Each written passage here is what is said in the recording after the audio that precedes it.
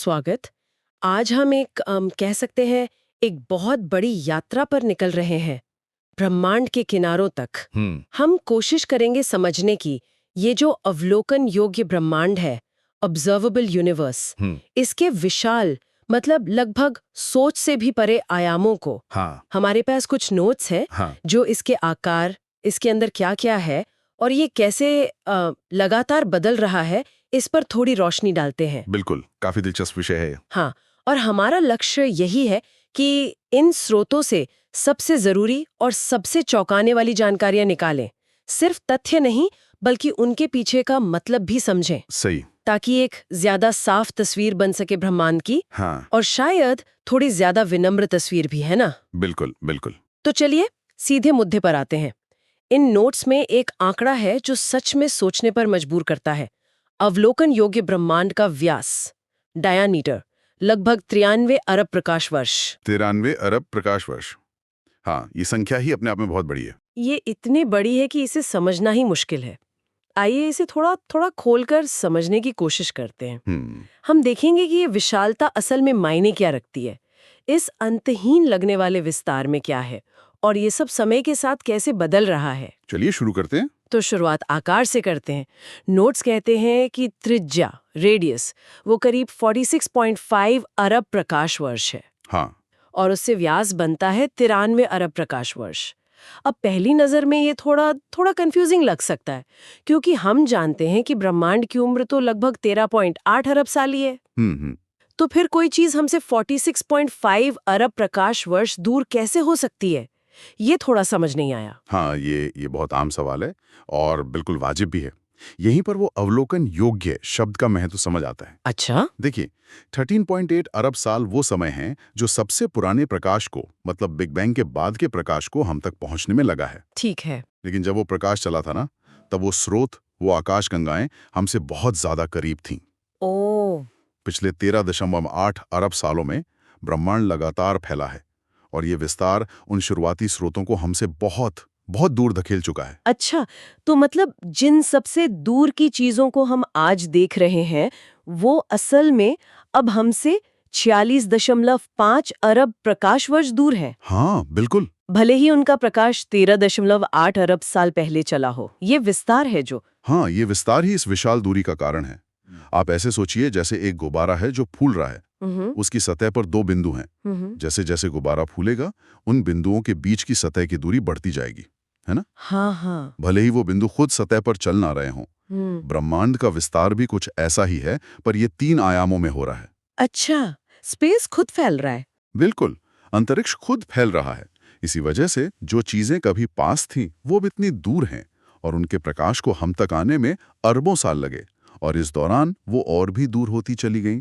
ओह। तो इसीलिए प्रकाश की जो सीमित गति है और ब्रह्मांड का ये जो विस्तार है, इसी वजह से हमारी देखने की एक सीमा बन जाती है। इसी को हम अवलोकन योग्य ब्रह्मांड कहते हैं। और ये पूरे ब्रह्मांड की सीमा नहीं है? नहीं, बिल्कुल नहीं। पूरा ब्रह्मांड कितना बड़ा है या अनंत है, इसका हमें कोई अंदाजा नहीं है। ये सिर्फ वो हिस्सा है जहां से प्रकाश हम तक पहुंच पाया है। और सिर्फ इस पैमाने को समझने के लिए एक प्रकाश वर्ष, जैसे नोट्स में है, लगभग 9.46 खरब किलोमीटर होता है। हाँ, 9.46 ट्रिलियन किलोमीटर। तो 93 अरब को 9.46 खरब से गुणा करना, ये संख्याएं तो दिमाग घुमा देती हैं। मतलब रोजमर्रा की जिंदगी में तो इनकी कोई तुलना ही नहीं है। सही कहा। ये हमें याद दिलाता है कि हम कितने छोटे हैं इस ब्रह्मांड की विशालता के सामने। ये दूरियां सिर्फ खगोलीय नहीं हैं, ये हमारे सोचने के तरीके को भी चुनौती देती हैं। तो ठीक है, ये विशाल जगह, 93 अरब प्रकाश वर्ष का दायरा, इसमें है क्या आखिर? नोट्स में आकाशगंगाओं की संख्या का जिक्र है। हाँ। और वो आंकड़ा भी कम चौंकाने वाला नहीं है। हाँ।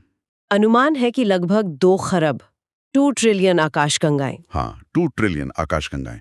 और सोचिए, हर आकाशगंगा में अरबों खरबों तारे हो सकते हैं। हर एक में? हाँ। तो जब हम कुल तारों की संख्या का अंदाजा लगाते हैं, तो जैसा नोट्स बताते हैं, ये संख्या पहुंच जाती है करीब 1 सेप्टिलियन। सेप्टिलियन, वो कितना होता है? यानी 1 के बाद 30 शून्य। 30 शून्य? बाप रे। हाँ, कहा जाता है कि ये पृथ्वी पर रेत के जितने कण हैं ना, उन सबसे भी कहीं ज्यादा है। 1 के बाद 30 शून्य, ये सोचना भी मुश्किल है। हर तारा एक सूरज जिसके ग्रह हो सकते हैं, ये तो संभावनाएं अनंत है। लेकिन यहाँ पर जैसा अक्सर होता है ब्रह्मांड के साथ, कहानी और भी रहस्यमयी हो जाती है। अच्छा, कैसे? नोट्स इशारा करते हैं कि ये सब कुछ, ये खरबों आकाशगंगाएं, ये सेप्टिलियन तारे, ग्रह, धूल, गैस, ये सब मिलाकर भी ब्रह्मांड का सिर्फ एक छोटा सा हिस्सा है। बिल्कुल। यहीं पर ब्रह्मांड हमें शायद सबसे बड़ा झटका देता है। इन नोट्स के मुताबिक वो सब कुछ जिसे हम देख सकते हैं, छू सकते हैं, माप सकते हैं, जिससे हम परिचित हैं, मतलब सामान्य पदार्थ। हाँ, जिसे वैज्ञानिक बैरियोनिक मैटर कहते हैं, प्रोटॉन, न्यूट्रॉन, इलेक्ट्रॉन, जिनसे हम बने हैं, तारे बने हैं, ग्रह बने हैं, वो सब ब्रह्मांड की कुल ऊर्जा और पदार्थ घनत्व का केवल लगभग 5% है। सिर्फ 5%? ओह, तो बाकी 95% क्या है? अगर वो तारे और आकाशगंगाएं नहीं हैं, तो फिर क्या चीज है जो इस पूरे ब्रह्मांड को भर रही है? और यही आधुनिक ब्रह्मांड विज्ञान का सबसे बड़ा रहस्य है। स्रोत बताते हैं कि बाकी का 95% दो अदृश्य चीजों से बना है। अदृश्य? हाँ, लगभग 27% डार्क मैटर यानी अदृश्य पदार्थ, और लगभग 68% डार्क एनर्जी यानी अदृश्य ऊर्जा। डार्क मैटर और डार्क एनर्जी। डार्क मतलब अदृश्य। हाँ, डार्क इसलिए कहते हैं क्योंकि ये प्रकाश या किसी और तरह के इलेक्ट्रोमैग्नेटिक रेडिएशन के साथ कोई इंटरेक्शन नहीं करते। मतलब हम इन्हें सीधे टेलीस्कोप से देख नहीं सकते। लेकिन अगर हम देख नहीं सकते, तो हमें पता कैसे चला कि ये मौजूद है? मतलब इसका कोई सबूत तो होगा। बिल्कुल, बहुत अच्छा सवाल है। देखिए, डार्क मैटर को हम सीधे नहीं देखते, पर हम उसका गुरुत्वाकर्षण प्रभाव देखते हैं। अच्छा, जैसे आकाशगंगाएं घूमती हैं, उनके बाहरी किनारों पर जो तारे घूम रहे हैं, उनकी रफ्तार बहुत ज्यादा है। इतनी ज्यादा कि सिर्फ दिखाई देने वाले पदार्थ का गुरुत्वाकर्षण उसे समझा नहीं सकता। वहां कुछ और होना चाहिए, कुछ अदृश्य पदार्थ जो अतिरिक्त गुरुत्वाकर्षण दे रहा हो। ओह, तो तारों की गति से पता चलता है। हाँ, तारों की गति से और आकाशगंगाओं के झुंड कैसे व्यवहार करते हैं उससे। एक और चीज है गुरुत्वाकर्षण लेंसिंग। ग्रेविटेशनल लेंसिंग, वो क्या है? जब बहुत विशाल पिंड जैसे आकाशगंगाओं के झुंड अपने पीछे से आने वाले प्रकाश को मोड़ देते हैं, जैसे एक लेंस काम करता है, हाँ, वो मुड़ना भी हमें बताता है कि वहां दिखाई देने वाले पदार्थ से कहीं ज्यादा द्रव्यमान मौजूद है। वो अतिरिक्त द्रव्यमान डार्क मैटर है। अच्छा, तो डार्क मैटर का पता उसके गुरुत्वाकर्षण से चलता है। और डार्क एनर्जी, वो क्या करती है? वो तो और भी ज्यादा है, करीब 68%। हाँ, डार्क एनर्जी तो और भी ज्यादा रहस्यमयी है। जैसा कि नोट्स में भी जिक्र है, ब्रह्मांड सिर्फ फैल नहीं रहा है, हाँ, बल्कि उसका फैलाव तेज होता जा रहा है, त्वरित हो रहा है, एक्सीलरेटिंग एक्सपेंशन। तेजी से फैल रहा है, ये कैसे पता चला? ये 1990s के दशक के अंत में पता चला था, जब खगोलशास्त्री बहुत दूर के सुपरनोवा, खास तरह के टाइप IA सुपरनोवाई का अध्ययन कर रहे थे। उन्होंने पाया कि ये सुपरनोवा उम्मीद से ज्यादा धुंधले दिख रहे थे। इसका मतलब था कि वो उम्मीद से ज्यादा दूर थे, और ऐसा तभी हो सकता है जब ब्रह्मांड का विस्तार समय के साथ धीमा होने के बजाय तेज हो रहा हो। ओह, तो डार्क एनर्जी इस तेजी के लिए जिम्मेदार है। हाँ, ऐसा लगता है कि डार्क एनर्जी एक तरह का, आप कह सकते हैं, एंटी ग्रेविटी प्रभाव डाल रही है। वो स्पेस को और तेजी से फैलाने के लिए धकेल रही है। लेकिन ये है क्या? मतलब कोई अंदाजा है? हम ठीक नहीं जानते। शायद ये स्पेस की अपनी ऊर्जा है, जिसे वैक्यूम एनर्जी या कॉस्मोलॉजिकल कांस्टेंट कहते हैं, या शायद कोई नया ऊर्जा क्षेत्र है।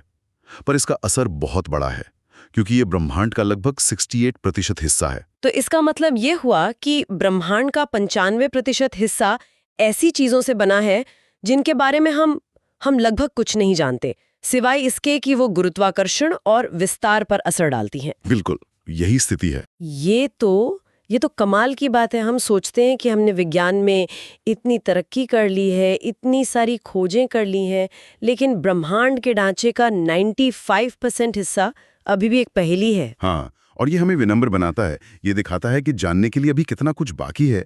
ये 95% का आंकड़ा सिर्फ एक नंबर नहीं है, ये हमारी आज की भौतिकी की सीमाओं का प्रतीक है। मतलब हमारे फिजिक्स के नियम अधूरे हैं। देखिए, जो हमारा स्टैंडर्ड मॉडल है पार्टिकल फिजिक्स का, जो हमें ज्ञात कणों और बलों के बारे में बताता है, हाँ, वो डार्क मैटर या डार्क एनर्जी की व्याख्या नहीं करता। इन्हें समझने के लिए हमें शायद किसी नई फिजिक्स की जरूरत होगी, नई थ्योरीज की। और ये जो त्वरित विस्तार है, जिसके लिए डार्क एनर्जी जिम्मेदार है, इसका अवलोकन योग्य ब्रह्मांड की सीमा पर क्या असर पड़ता है? क्या वो सीमा बदल रही है? हाँ, ये त्वरित विस्तार हमारी समझ के लिए बहुत जरूरी है, क्योंकि ब्रह्मांड तेजी से फैल रहा है। का उल्लंघन नहीं है, क्योंकि आकाशगंगाएं स्पेस के भीतर प्रकाश से तेज नहीं चल रही, बल्कि स्पेस खुद उनके और हमारे बीच इतनी तेजी से फैल रहा है कि उनकी कुल दूर जाने की गति प्रकाश से ज्यादा हो जाती है। अच्छा, स्पेस का खिंचाव ही इतना ज्यादा है? बिल्कुल। और इसका मतलब यह है कि उन आकाशगंगाओं से अब जो प्रकाश निकल रहा है वो हम तक कभी नहीं पहुंच पाएगा, चाहे हम कितना भी इंतजार करें। कभी नहीं? कभी नहीं। वो एक तरह से हमारे भविष्य के अवलोकन योग्य ब्रह्मांड से बाहर हो गई हैं। वो हमेशा के लिए हमसे संपर्क खो चुकी हैं। तो क्या अवलोकन योग्य ब्रह्मांड सिकुड़ रहा है? नहीं, सिकुड़ नहीं रहा। जो सीमा आज 46.5 अरब प्रकाश वर्ष दूर है, वो किनारा हमसे प्रकाश की गति से भी तेज जा रहा है, तो वहां से नया प्रकाश अब नहीं आ पाएगा। लेकिन जो प्रकाश पहले चल चुका था और अभी रास्ते में है, वो हम तक पहुंचता रहेगा। पर हाँ, एक समय आएगा जब सबसे दूर की नई घटनाओं का प्रकाश हम तक पहुंचना बंद हो जाएगा। ये तो ब्रह्मांड के भविष्य के बारे में भी बड़े सवाल खड़े करता है ना? बिल्कुल। क्या ये हमेशा ऐसे ही फैलता रहेगा? क्या सब कुछ एक दूसरे से इतना दूर हो जाएगा कि ब्रह्मांड बिल्कुल ठंडा, खाली और अंधेरा हो जाएगा? इसे बिग फ्रीज या हीट डेथ कहते हैं। ये एक संभावित अंत है ब्रह्मांड का। ठीक है, तो चलिए इस सारी जानकारी को एक बार समेटते हैं। हमने इन नोट्स से क्या मुख्य बातें सीखी? पहली बात, अवलोकन योग्य ब्रह्मांड अविश्वसनीय रूप से विशाल है। व्यास 93 अरब प्रकाश वर्ष। और ये विशालता सिर्फ बड़ी नहीं है, ये ब्रह्मांड के लगातार विस्तार का नतीजा है। बिल्कुल। दूसरा, इस विशाल ब्रह्मांड में खरबों आकाशगंगाएं हैं और अनगिनत मतलब सेप्टिलियन तारे हैं, जिनकी संख्या हमारी कल्पना से भी परे है। हाँ, लेकिन ये सब जो हमें दिखता है, ये चकाचौंध, ये ब्रह्मांड के कुल पदार्थ और ऊर्जा का केवल 5% है। सही। और तीसरा, सबसे रहस्यमयी बात कि बाकी का 95% डार्क मैटर और डार्क एनर्जी है, जिन्हें हम सीधे देख नहीं सकते, पर जिनके असर हम महसूस करते हैं। खासकर डार्क एनर्जी, जो ब्रह्मांड के विस्तार को लगातार तेज कर रही है। तो ये सब मिलकर ब्रह्मांड की एक ऐसी तस्वीर बनाते हैं जो भव्य है, गतिशील है और गहरे रहस्यों से भरी हुई है। बिल्कुल। और ये हमें हमारे ज्ञान की सीमाओं का एहसास कराता है। ब्रह्मांड में हमारी जगह क्या है, इस पर दोबारा सोचने पर मजबूर करता है। हम एक विशाल, अंधेरे और तेजी से फैलते हुए ब्रह्मांड में एक बहुत छोटे से प्रकाशित द्वीप पर हैं। ये सच में सोचने वाली बात है। हम तारों को देखते हैं, आकाशगंगाओं की तस्वीरें लेते हैं और सोचते हैं कि हम ब्रह्मांड को समझ रहे हैं, पर असल में शायद हम सिर्फ सतह को खरोच रहे हैं। हाँ, और शायद यही अच्छा है। यही जिज्ञासा विज्ञान को आगे बढ़ाती है। इन रहस्यों को सुलझाने की कोशिश ही नई खोजों को जन्म देती है। तो इस चर्चा के अंत में एक विचार सबके सोचने के लिए छोड़ जाते हैं ना? बिल्कुल। अगर भौतिकी के हमारे सबसे सफल सिद्धांत, जैसे आपने बताया स्टैंडर्ड मॉडल या जनरल रिलेटिविटी, अगर ये ब्रह्मांड के 95% हिस्से की व्याख्या नहीं कर सकते, तो इसका मतलब क्या है? क्या हमें इन सिद्धांतों में सिर्फ कुछ जोड़ने या बदलने की जरूरत है, या हमें वास्तविकता की प्रकृति के बारे में कुछ बिल्कुल नया, कुछ क्रांतिकारी सोचने की जरूरत है? वो कौन सी अगली बड़ी खोज होगी, वो कौन सा नया आइडिया होगा जो हमें इस अदृश्य बहुमत के थोड़ा और करीब ले जाएगा? ये सवाल भविष्य के वैज्ञानिकों के लिए है और शायद हम सब के लिए भी।